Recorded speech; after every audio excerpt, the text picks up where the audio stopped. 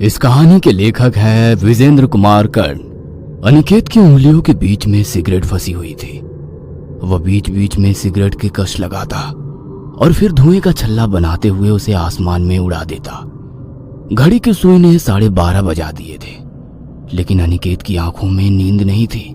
वो अपनी बालकनी में खड़े खड़े सामने वाले पीपल के पेड़ को देख रहा था। हवा के चलने के कारण पत्तियां हिल रही थी और उस सुनसान रात में उनके हिलने के कारण अजीब सी सरसराहट की आवाज आ रही थी। अनिकेत पत्तियों को हिलते देख रहा था और किसी ख्याल में खोया हुआ था। तभी उसे पीपल की डाल पर बैठी एक बेहद खूबसूरत स्त्री दिखाई दी। काजल से भरी उस स्त्री की बड़ी बड़ी आंखें दिखने में खूबसूरत तो थी, लेकिन वो बहुत ही डरावनी लग रही थी। उसके कपड़े नर्तकी की तरह थे। पेड़ पर बैठी वो अपने पांव को जोर जोर से हिला रही थी, जिससे उसकी पायल भी उतनी ही जोर से बज रही थी। उस नर्तकी की आंखों में एक सम्मोहन भी था, अजीब सा सम्मोहन। अनिकेत उस सम्मोहन में बंधा जा रहा था। उस नर्तकी ने आंखों के इशारे से अनिकेत को नीचे बुलाया। उसने अपने घर का दरवाजा खोला और लिफ्ट से नीचे उतरा। फिर वो उस पीपल के पेड़ के पास चला गया। उसे पीपल के पेड़ के पास आया देख वो नर्तकी पीपल की ऊंची डाली से ढंग से नीचे कूद गई। अनिकेत डर गया। उस नर्तकी ने अनिकेत को घूरते हुए उसकी कलाई को पकड़ा और उसे खींच कर ले जाने लगी। कौन हो तुम और मुझे कहां ले जा रही हो? अनिकेत के प्रश्न को सुनकर नर्तकी ने रहस्य भरी मुस्कान से उसकी तरफ देखा और खींचती हुई उसे एक हवेली में ले जाने लगी। बिच्छुओं के गोल घेरे में वो नर्तकी लगातार नाचे जा रही थी। उसके पांव के घुंघरुओं की आवाज छम छम छम करके बज रहे थे। उसका चेहरा बता रहा था कि वो बहुत थक गई है, लेकिन उसके पांव रुक ही नहीं रहे थे। तभी कुछ बिच्छू रेंगते हुए उसके पैरों पर चढ़ गए। एक ने तो उसे डंक भी मार दिया। नाचते नाचते ही उसके चेहरे पर दर्द उभरा, लेकिन वो नाचती रही। बिच्छू लगातार उसे डंक मारे जा रहा था। उसका पैर लहूलुहान हो गया, लेकिन उसका नृत्य बंद नहीं हुआ। अचानक उस नर्तकी के पांव रुके और उसने एक बार फिर से अनिकेत की ओर देखा और उसके पास आई। उसका हाथ पकड़ा और उसे सहलाने लगी। अनिकेत को अब अच्छा लग रहा था। उसकी आंखें बंद हो रही थी। तभी उस नर्तकी ने पूरी ताकत लगाकर उसका हाथ उसके शरीर से अलग कर दिया। अनिकेत जोर से चीख पड़ा, लेकिन नर्तकी उसकी चीख की परवाह किए बिना उसके हाथों को चबड़ चबड़ करके खाने लगी। उसका सुंदर चेहरा उस समय बहुत ही भयानक लग रहा था। नर्तकी ने एक बार फिर से अनिकेत की ओर देखा और उसके दूसरे हाथ को पकड़कर खींचने लगी। इस बार अनिकेत दोगुनी आवाज के साथ चिल्लाया, साहब क्या हुआ साहब? आप इतनी जोर से क्यों चिल्ला रहे हैं? अनिकेत का बूढ़ा नौकर उसके कमरे में खड़ा उसे हिलाते हुए जगा रहा था। अनिकेत ने अपनी आंखें खोली। उसके चेहरे पर पसीने की बूंदें ऐसे दिखाई पड़ रही थी जैसे कि उसने पानी से अपना चेहरा धोया हो। उसके दिल की धड़कन उस समय धड़क ही नहीं रही थी, वो तो एक शोर में बदल गई थी।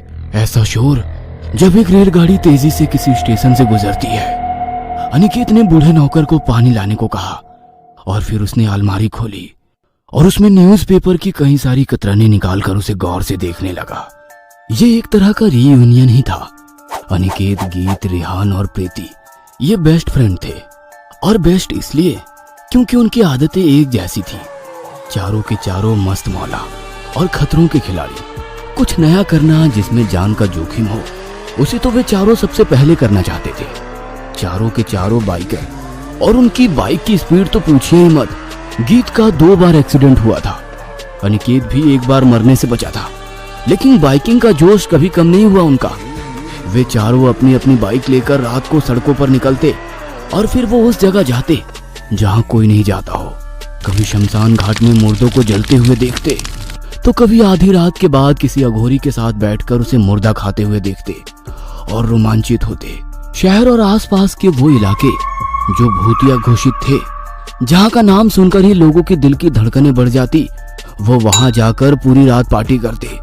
लोगों को वे चारों के चारों पागल लगते, लेकिन वो खुद को पागल नहीं, खतरों के खिलाड़ी बुलाते। लेकिन जैसा ही अक्सर होता है, उनकी कॉलेज की पढ़ाई खत्म हुई और चारों की नौकरी अलग अलग जगहों पे लगी। दूसरे शहर में जाने के बाद भी वो टच में तो थे, लेकिन उनकी मस्ती कम हो गई थी। कहाँ पागलों की तरह भटकना और कहाँ सारा दिन ऑफिस में कंप्यूटर के आगे बिताना। चारों दोस्त तो बहता हुआ पानी हुआ करते थे, लेकिन जिंदगी और नौकरी ने उन सभी को तालाब का ठहरा हुआ पानी बना दिया था। लेकिन वो कहते हैं ना, तार जब दिलों से जुड़े हो तो मिलन का बल्ब जल ही जाता है। 5 साल के लंबे इंतजार के बाद चारों एक ही शहर में थे, दिल्ली, दिलवालों की दिल्ली। यहीं से तो पढ़े लिखे थे वे। मस्ती की किताब के ना जाने कितने पन्ने इन चारों ने इसी शहर में लिखे थे। कुछ बदला नहीं है गीत, दिल्ली वैसी की वैसी ही है यार, सेक्सी। और तू तो आज भी उतनी ही हॉट है जितनी 5 साल पहले थी। कोल्ड ड्रिंक का गिलास हाथ में लिए और सिगरेट का छल्ला उड़ाते हुए जब अनिकेत ने गीत से ये बात कही तो गीत का वही पुराना जवाब उसे सुनने को मिला। और तू उतना ही चेप। अबे फेविकॉल पी लिया था क्या तूने किसी दिन? ओए, मैं चेप नहीं हूँ, प्यार करता हूँ तुझसे। ए चल हवा आने दे। तू दुनिया का आखिरी लड़का भी होगा ना तो भी मैं तुझसे प्यार नहीं करूंगी। क्यों? अरे क्या कमी है मेरे में? गीत उसके पास आई और उसे चारों ओर से घूर कर देखने लगी। उसे ऐसा करते देख रेहान और प्रीति की तो हंसी नहीं रुक रही थी। ओए, क्या घूर रही है तू इतनी देर से? यही कि तू दोस्त मटेरियल तो 100% है यार, उसमें कोई कमी नहीं है, लेकिन बॉयफ्रेंड वाली बात तुझ में नहीं। हर बार की तरह अनिकेत का चेहरा किसी फ्यूज बल्ब की तरह हो गया।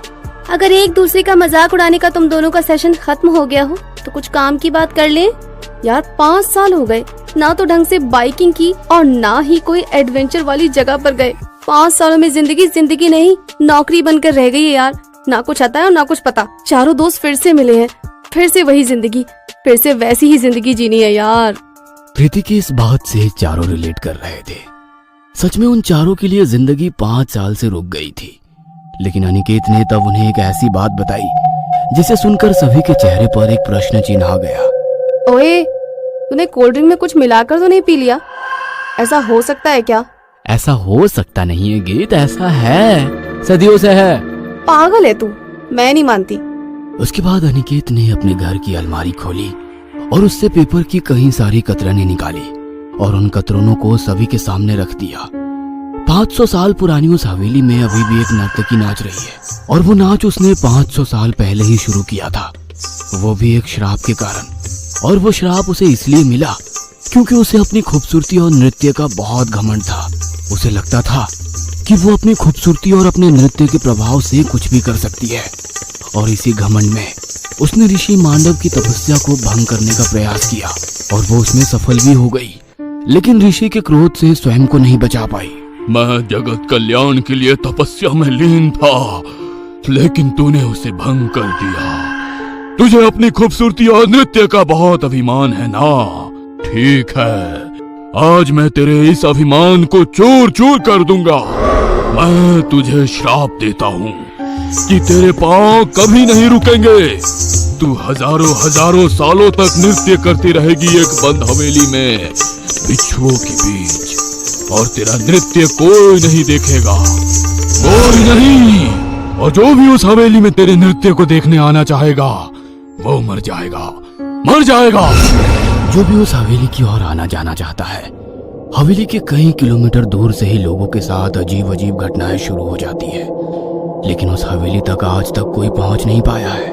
जानते हो, जब से मैंने उस नर्तकी के बारे में जाना है ना, तब से मुझे एक सपना बार बार आता है।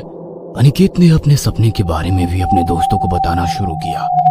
सारे दोस्त ध्यान से उसकी बातों को कुछ ऐसे सुन रहे थे जैसे एक तीरंदाज किसी चीज पर निशाना लगाने के पहले ही ध्यान लगाता है।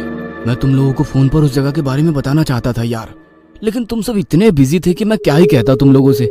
Oh my God, sound so thrilling यार। चले फिर उस हवेली में उस नर्तकी से मिलने, एक बार फिर से एडवेंचर करें। घड़ी की सुई ने रात के 12 बजा दिए थे, लेकिन उनकी बातें खत्म नहीं हुई थी। तभी अचानक से उनके घर की खुली हुई खिड़की से एक बड़ा सा उल्लू घर के अंदर आकर बैठ गया और जोर जोर से बोलने लगा। उल्लू का चेहरा और उसकी आवाज, उसकी आंखें इतनी डरावनी लग रही थी कि चारों के चारों दोस्त सहम गए। घर का बूढ़ा नौकर उल्लू की आवाज को सुनकर हाथ में एक डंडा लेकर बाहर आया और उसे किसी तरह बाहर भगाया। उल्लू का घर में आना अब शगुन है साहब, पता है, ये बताता है कि किसी की मौत होने वाली है। ये सब आप क्या कह रहे हैं? अरे वो पक्षी है, उसे जहाँ जगह मिला वो आ गया।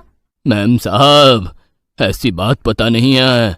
आप जानती हैं, जब रावण रामचंद्र जी से युद्ध करने के लिए जाता है तो उसे उल्लू के बोलने की आवाज सुनाई देती है, जो उसके महल में बोल रहा था। महाभारत में शिशुपाल वध के समय भी उल्लू बोलता है। शिव और दैत्यों के बीच जब युद्ध होने को आता है तब दैत्य की सेना के अंदर उल्लू बोलता है और उनके अंत के बारे में बताता है। पांडव जब संधि के लिए भगवान कृष्ण को भेजते हैं तो कौरव उसे ठुकरा देते हैं। उसके बाद उल्लू के बोलने की आवाज सुनाई देती है और उसके बाद तो पता है ना, कौरवों का विनाश हो जाता है।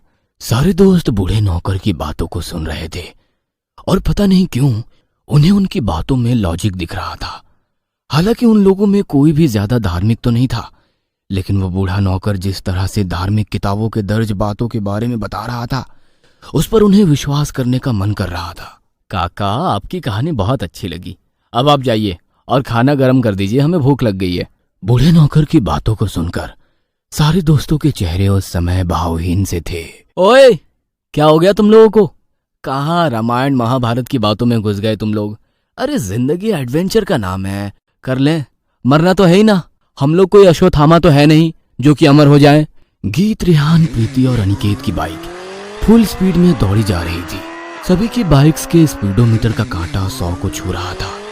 5 घंटे की लगातार बाइकिंग के बाद चारों बहुत थक गए थे।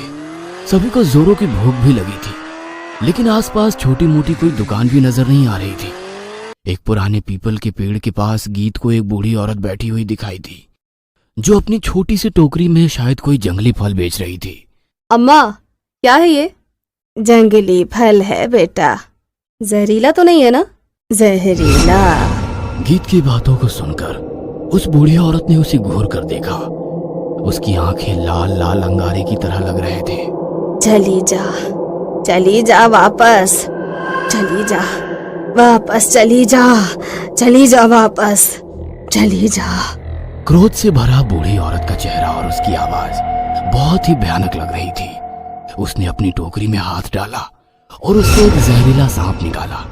अपने फन को फैलाए वो सांप बहुत ही भयंकर लग रहा था। गीत उसे देखकर डर गई। जहरीला इसे कहते हैं। ये कहकर उसने गीत के गले में उस सांप को डाल दिया।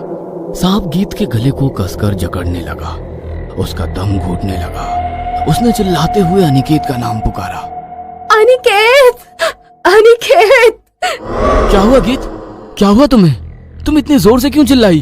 अनिकेत, वो बुढ़िया कहाँ गई जो अभी यहाँ जंगली फल बेच रही थी? उसने मेरे गले में सांप को डाल दिया था।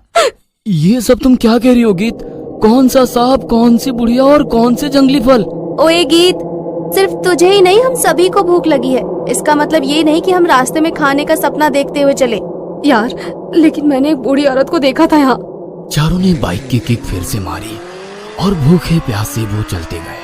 50 किलोमीटर के बाद उन्हें पहाड़ी रास्ते पर एक चाय की टपरी दिखाई दी। उस टपरी को देख वो ऐसे खुश हुए जैसे कि उनकी करोड़ों की लॉटरी लग गई हो।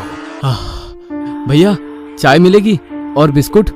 दुकानदार ने उनकी बातों का जवाब हाँ में सिर हिला कर दिया। भैया, जल्दी से बिस्किट का पैकेट दे दीजिए ना, बहुत भूख लग रही है। दुकानदार ने बिस्कुट का पैकेट निकाल कर एक एक कर सभी को दिया। बिस्कुट के पैकेट पर वे चारों ऐसे टूट पड़े जैसे कि जन्मों के भूखे हो। सभी खाने में खोए हुए थे। तभी प्रीति को ऐसा लगा कि कोई उसके बालों को सहला रहा है। प्रीति ने पीछे मुड़कर देखा तो उसे एक खूंखार शक्ल वाला प्रेत दिखाई दिया। चली जा, वापस चली जा। प्रीति उसके बातों पर कोई रिएक्ट करती उसके पहले ही वो उसके बालों को पकड़कर खींचते हुए ले जाने लगा। कौन हो तुम? मेरे बाल छोड़ो, पागल हो गए हो क्या तुम? वह प्रेत उसे खींचते हुए ले गया और पहाड़ी से नीचे फेंकने की कोशिश करने लगा।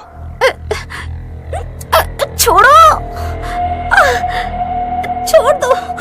लेकिन उस प्रेत ने उसे पहाड़ी के नीचे फेंक दिया। प्रीति की चीख की आवाज से सारे दोस्त चौंक गए। ओए, क्या हो गया? इस तरह क्यों चीखी? वो भयानक शक्ल वाला वो प्रेत वो प्रेत कहाँ गया? अरे क्या बकवास कर रही है तू? हैं? दिमाग तो ठीक है ना तेरा? यहाँ बैठकर बिस्कुट पर बिस्कुट खाए जा रही है और कह रही है कि कोई प्रेत तुझे पहाड़ों से नीचे फेंक रहा था।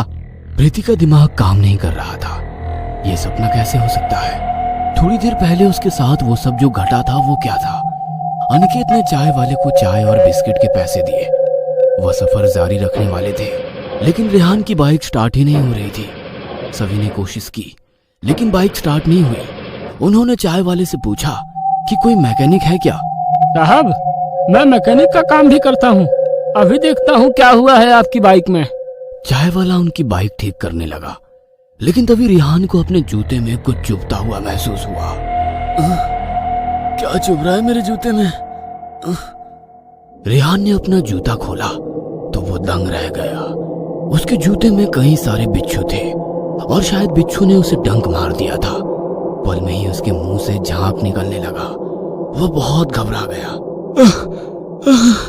भाई लोग मुझे बिच्छू ने काट लिया है। यार मुझे बचा ले। ये देख मेरे मुंह से झाग भी आने लगा है।